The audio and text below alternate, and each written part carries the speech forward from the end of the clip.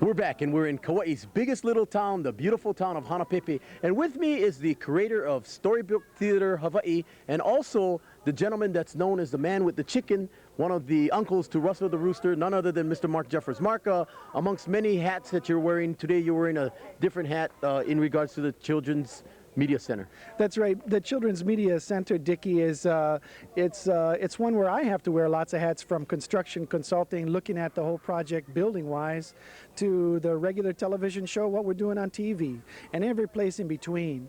We're running a small business, a small nonprofit business, and we're trying to make it grow in this time of not too much growth. And so we think we have a good seed, and we're planting that seed, and we're going to try to water it every day, and I think it's going to grow.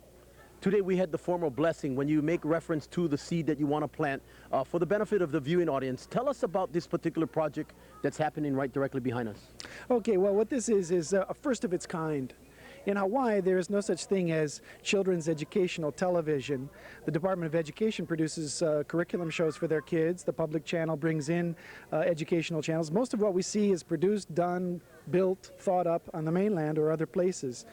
So it's pretty natural conclusion to take what we've done for the last 25 years, which is tell stories to children in theatrical productions and storytelling events, and bring that into media, put it into radio, put it into television, make videos, make books, make things for children here from the islands with the kids of the islands. So it's the first children's media center ever, and it's the first children's media center here on the islands, making shows for kids, family entertainment with an educational flavor. And many of the old-timers, we are smack dab in the middle of Hanapepe. Tell us exactly where we're located, and this particular historical building used to be, I understand, an old chop suey house. Well, I think we should really talk to some of the old-timers about that, because their memories are fairly clear about what this town was like in the 1930s and the 1940s. This building behind us was built in 1933. And as Mr. Ozaki said today, it was called the Sankihyong Chinese Restaurant. Now, I'm assuming it went on as a Chinese restaurant for at least 20 or 30 years. And there are some stories about the restaurant. Upstairs, they had a little waiter, a dumb waiter that came up and brought the meals to the party groups upstairs. Down below, people could come in for a breakfast or, just get a box lunch or plate lunch. And I think that probably they fed all the staff, and the staff probably lived close by. You know, these houses in Hanapepe, behind the main business, you have the houses where the people live. And so I think it was a pretty strong family affair. Although I would like to know the name of the people that created the building. I don't think that Sankihyong is the name of the people, the family itself. I think that's the name of the restaurant. So I'm interested in the history of Hanapepe, and in particular this building. In the 1950s, I believe, the Obatake family came in, took the building as part of their business, which seemed to be mostly jewelry as Mr. Nakashima was saying today, polishing stones, local stones as well as imported stones. And then, of course, Hurricane Iniki hit. This building had already gone through 2 hurricanes, at least. So it's a pretty rough and ready building. And the third hurricane, though, Iniki, took the roof off, but the structure is solid. So what we did was, when the Obatake family let go of the lease, we found out what was happening about the building from a state archaeologist who said, well, why don't you check out this place? Old and creaky. We went inside. She showed us around. She said, since you're a nonprofit, you could probably get a pretty favorable lease with the state of Hawaii if you really played your cards right. So we tried to. We put the paperwork together, and we started on that long road of working out a state lease. The land here is Hawaiian land. It's unceded land here. And the building itself is managed by the state. And so we do have a commitment letter from the state of Hawaii to give us a 55-year lease on the building. They have to assess the lease price. So that'll be favorable to our nonprofit status. So we're hoping that the building can be renovated. It's called, actually, rehabilitation is the name of what we do with historic preservation. So the county of Kauai came in, and they of course, it's actually my rooster that stopped the bulldozer. He jumped out in front of the bulldozer when the bulldozer was just about ready to knock down the building, and the bulldozer stopped because he didn't want to run over the chicken. So, but we stopped the bulldozers, and the state actually had a demolition order on the building. And but we stopped that, and we took the long road. We got the lease, and now we're interested in rehabilitation, which is board by board. Peel them off, scrape them, put them back on, and make it nice like a Waimea Plantation cottage, that kind of vintage. And we drive by this main drag here in old Hanapepe town, I should say. When we look from the outside, we really don't realize how big this particular building is. Is this pumping you up? I mean, are your emotions and your energies just flowing endlessly, especially since you've gotten thus far when most people said that it'll never be done? You have a way with words, Dicky. I would say I have tempered my emotions, because when you spend 2 years trading paperwork with the various government agencies, you have to kind of keep your emotions in check. But if the process is correct and you play your cards right, it works. This building has almost 3,500 square feet inside. It goes way in the back, and then upstairs, of course, we have room for a retail store for children's educational products, and that'll be an interactive site where kids can come in and be part of what's happening. It'll also be a place where nonprofit groups can sell their sweetbread or sell their tickets or sell their baseball caps. We want to be a community organization. And then we'll have a radio studio, like, for example, Oprah Winfrey, where there's seating and the desk and the counter and people. There's some interaction, live interaction going on in radio. And we'll have a television, 2 television sets that are fantasy, kind of like a cross between Disney and Mr. Rogers' Neighborhood. And then, of course, in the back of the building, we'll have a beautiful deck coming out and an old-style, Hawaiian-style backyard.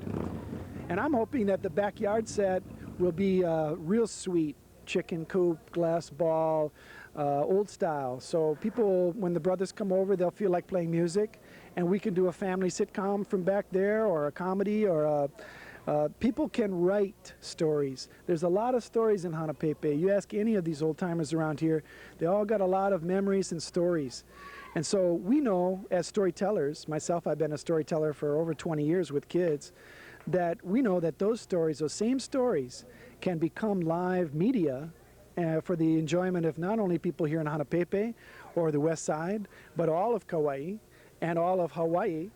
And our dream is actually to sell our programs and take our programs all throughout East and West. I believe that if our programs could be translated into Japanese or Korean or Vietnamese, that we would be an interesting show for people to see in those places in the world. We could also be a first cultural link. A lot of people in Burma don't really know what living in the United States is like. They may have heard of Hawaii, but they don't know what it's like. And the first best thing to exchange with any other country is your stories and your family point of view. What do you value for your kids? And one of these dreams certainly has recently been fulfilled in the likes of Russell the Rooster, accompanied by Calvin the dog, I should say. Now, tell us, for the viewing audience that have been, consistently checking out Russell the Rooster show, tell us a little bit about the show, what the format is all about, and obviously that it's a great, clean show for children. Right. Well, thanks for that question, because first of all, people need to understand that we're dealing at a certain technical level. We are not even in Honolulu in terms of the technical quality. So graphics and all the fancy stuff you see in a movie and the fast editing, not only can we not do that at this point, but in a lot of ways, I might even choose to not do that real fast editing. My eyes kind of go blurry when I see so many images passing the screen. With people like Rob Zelkowski and Will Welsh and some of the people that have helped out on the show, I think what our idea is to, number one, is be something that's watchable for young kids. And I'm talking between children between 2 and 3 years old and about 10 or 11 years old. So number one is all these kids in all the schools have seen Russell the Rooster already, because as a traveling storyteller, I've gone around to the schools and told stories with my rooster. So they know me. The first and foremost thing in any kind of media is recognition. And if children recognize me and the rooster, they're more likely to enjoy the program and find out what we're doing on the program. Right now, Dicky, it's I guess you'd call it a magazine format, where we're trying to see ahead what's happening on the island. Let's go down to the town celebration. Actually, we're following in your footsteps, and we're trying to kind of make it into a children's magazine show. But in the meantime, we have, of course, I, as a storyteller and as a teacher, I know there's certain kinds of curriculum ideas that are fun to develop on the television show. So in the back of our minds always are things like children's literacy, how to get kids to read more, how to have them pay attention to print. Also health and fitness, how to keep your body strong, how to think about your body and what's going into it. Not only food, but also media. We don't realize it, but when we watch a movie that's scary or weird, that's actually something that we're consuming. And so for a small child, it can actually darken their dream if it's too dark of a media. And so teaching people how to watch media, teaching people how to enjoy a television program, seeing themselves on the program, because when you come to an event like today, we're at Family Fun Day, we were there and the kids knew me, so as soon as I brought the rooster out and was talking story, they all came around me and wanted to tell me something. The other thing I wanted to say is the reason that the show is because this island still has its wild moa, its wild chickens. And a lot of people don't understand that the chickens on this island are really symbolic of the strength and the sovereignty of Kauai. And it's one of those things where if we could protect our chickens, even though we don't like them when we're waking up in the morning, we could really think of them as that ha'aheo, that pride of the island, then I believe personally we'd have a better sense of that for ourselves. So Uncle Mark Jeffers, lastly, how important is it for this community to rally in a project as such, primarily for the sole purpose of the children and for the future of Kauai? Well, I think, you know, when we talk about community, we want to broaden our scope there, thinking that the show already is all around the island. So the community of people who are interested in educational television, that's the community I want to appeal to. That's bigger than Hanapepe.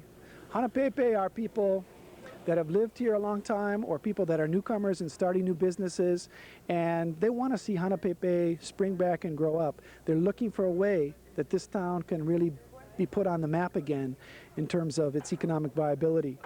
I believe personally that I would like to have our home here, but I would want to make sure that we touch each community on this island equally, and that people in that community feel as though they can connect with us and be part of the Russell the Rooster show or whatever show we're putting together at the time. So get on board, give us a call, or when you see us out there, give us a crow. Right on.